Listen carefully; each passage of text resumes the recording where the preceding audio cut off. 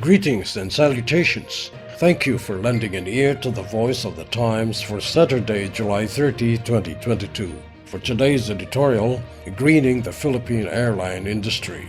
When policymakers and the public think of the environmental impact of transportation, specifically harmful emissions, attention is naturally focused on the road transport sector. This is reasonable because road transport is the biggest part of the transportation ecosystem and is responsible for a very large proportion of the country's environment-killing emissions. However, there is another part of the transportation sector, one that is critical to the Philippines, that has a significant enough contribution to greenhouse gas or GHG emissions that some countries have begun to impose restrictions on it: the air transportation sector.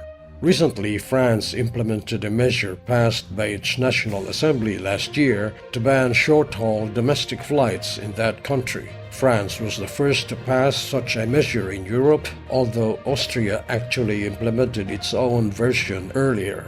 The two countries' new regulations are similar. In general, point-to-point flights of less than 2.5 hours duration are to be eliminated, although there are a number of exceptions.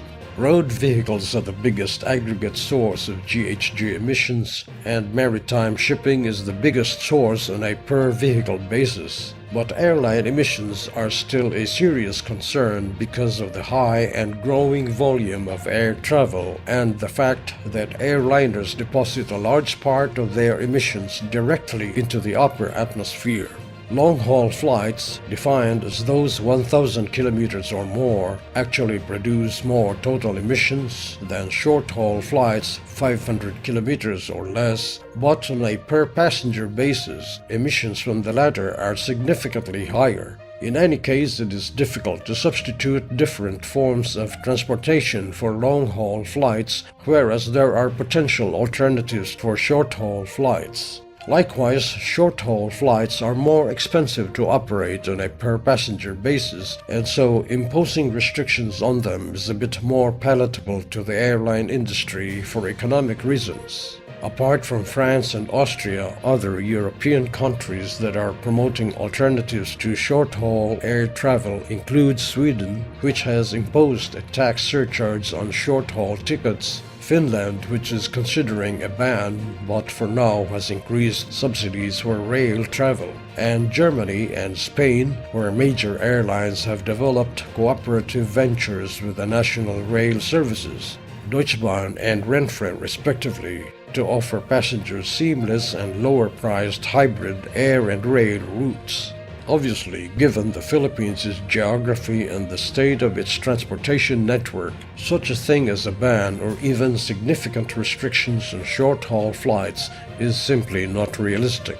One of the things that makes it workable in Europe is the existence of an excellent rail network for alternative means of travel.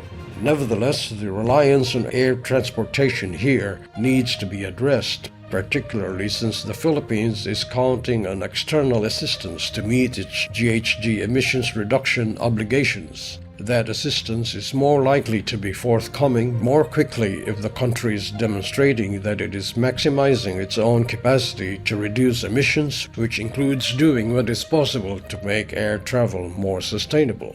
Having an experienced airline executive in the person of former Philippine Airlines President Jaime Bautista at the helm in the Department of Transportation is definitely an advantage in this respect. In the short term, steps that can be taken might include rationalizing air routes, finding ways to offer incentives to carriers to upgrade to more fuel-efficient aircraft, and exploring the increased use of alternative fuels such as biofuels.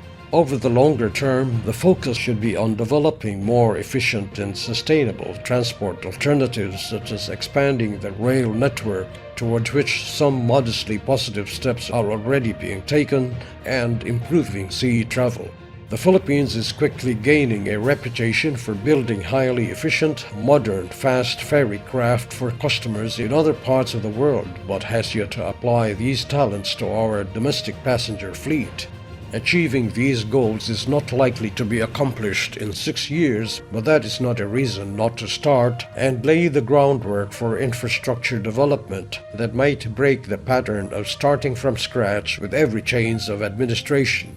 And that's the editorial for Saturday, July 30, 2022. For more news and information, get a copy of the Manila Times on print, subscribe to its digital edition, or log on to www.manilatimes.net. Follow us on Twitter, Facebook, or Instagram and listen to the voice of the Times.